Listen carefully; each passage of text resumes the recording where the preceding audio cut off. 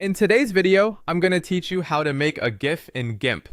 To get started, open Gimp on your computer. Once it launches, go to the File menu and click New.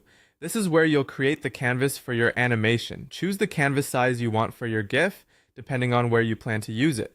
For example, a smaller canvas can help keep the file size down, while a larger one gives you more room for detail. After choosing your dimensions, click OK. Now it's time to build your animation frame by frame. Open the Layers panel because each layer in your project will act as a separate frame in the GIF. Create a new layer for every frame you want in the animation, then edit each layer so it shows the next stage of movement. For instance, if you want an object to move across the screen, shift it slightly on each new layer.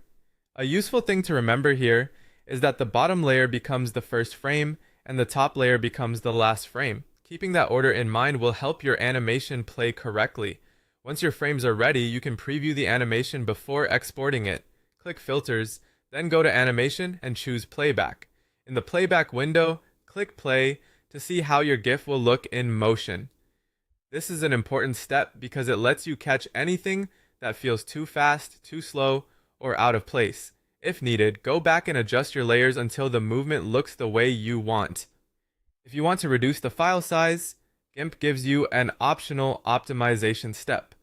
Click Filters again, then go to Animation and choose Optimize for GIF.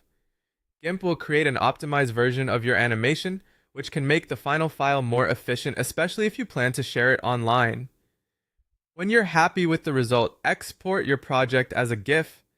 Go to File, then Export As. In the file name field, type a name that ends with .gif, then choose where you want to save it. Click Export to move to the final settings. In the Export dialog, make sure As Animation is checked, then set the delay between frames.